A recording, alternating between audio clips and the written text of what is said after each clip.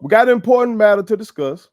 Mm-hmm. Okay. Last week in episode 201, I made the case that Jackson State is an FBS school and everything but name. Okay. Facts. I know you've made that same case on the various publications that you've appeared on as well. Okay. Uh, but recently, the NCAA, being the NCAA, Mm-hmm. has done something that I know you think should kind of expedite that process. Okay. So kind of share with the real ones over here why you think it's so important for Jackson State to go FBS as soon as possible. Well, the main core of the reason why I say anything, it comes to what we say as men. If you're a man, and let's just say you're mentoring or molding a young man into manhood, the one thing we tell every man, and I sometimes say, man, even when you're educating a young woman that's coming into adulthood, one thing we always tell them is what? Evolve or die. And so nothing from nothing leaves nothing. Well, you should always be striving for something. That goes for a person, but that also goes for an institution. You should always be trying to strive to elevate yourself to be the best version of itself. And a lot of times, as you age, the worst, the worst thing that we all have to fight against as we age is complacency, right? Because comfort is a drug as you age. And the one thing as you age that you gravitate towards is comfort. And comfort is a drug. Same thing with being where we are. We've gotten stagnant to the point, to echo with what the NCAA is doing, because we've done nothing for so long that any minimal thing is that we do is okay, and it's not. And so what we're doing, we've been stagnant so long, and the NCAA is putting all these guardrails in to make all these changes. Look, everybody sees the college football landscape is changing. It's flipped a 180 literally in a year's time. Right? They're making rule after rule, not month after month, but at this point, almost day after by day. Every 3 days, they're making changes. These changes are affecting the major college football level. And see, in the past, we would always go with the trickle down effect. We can get whatever's left over, but there is no being left over, because the changes that's making place now is for the benefit of the power structure.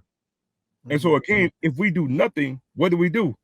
Because at this point, we're just going to perish. We have to stop being defensive, and at some point, we gotta be like the Satellite Express in 1984. We gotta get offensive. We got to be on the move and do something for our betterment. And so again, I know when we say move up FBS, number one, we're not saying that we want to be Power 5, but we need to be FBS to maximize, to be the best version of ourselves. Also, when we say move up, we're not saying move up as a single entity, because there are a lot of guardrails that place against that.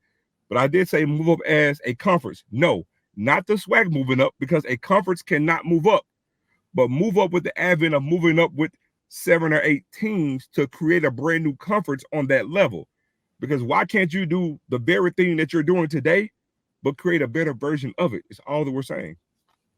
Now, for those who have not paid as close attention to what's been going on with the NCAA, can you share with them what specific rules they just dropped, maybe like what, last week or something like that? That would be deleterious to what we try and do.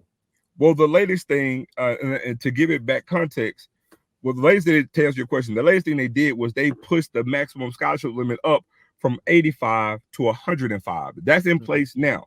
Now, what they're saying is they're going to have it where, because right now let's just say Ole Miss, for an example, they have 85 scholarships, and it's 1-for-1, meaning 85 individual scholarships.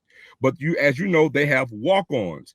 And the walk-on number can be different. For an example, Jackson State has about 100 players, but we only give 63 scholarships spread to 85. So you have 85 scholarships, and let's say they have 25 walk-ons. That's easily over 100 players. What they're going to do on the Power 5 level now is they're going to have 105 scholarships. They're going to, quote-unquote, eliminate walk-ons. But you can't eliminate walk-ons. That's a loophole in language, because, first, walk-ons aren't on scholarship. They're regular students who pay their way. Also, you have tryouts. So basically what they're going to end up doing, which they stated in the language, you're going to have 105 scholarships, because they're going to do basically they're all gonna have a contract that's gonna be collectively bargained. So basically, you're gonna have 105 players on a team, and they're all getting paid. Because just last month, the NCAA passed a rule that only Power 5 schools can pay the students directly. That's outside of NIL. FCS schools can't do that. That right there alone is creating an advantage. Now, when I say that, someone can easily say, well, we can't afford to do that anyway. Whether we can or we can't, you still don't put a loophole or put a rule in that one segment of something can do something and another segment can't. That creates an advantage. That creates a barrier and also creates leverage for those schools as opposed to because again, if we're in a free enterprise to pay for players, Jackson State can do that too with NIL. But you're saying that this school can pay these players directly, but yet these schools can't. Do you know what that does by putting that language in? So now, if I'm an athlete, why would I want to go to any FCS program when I have to get NIL? That means that's name, image, and likeness. That means either I can go to seek NIL or NILs can approach me.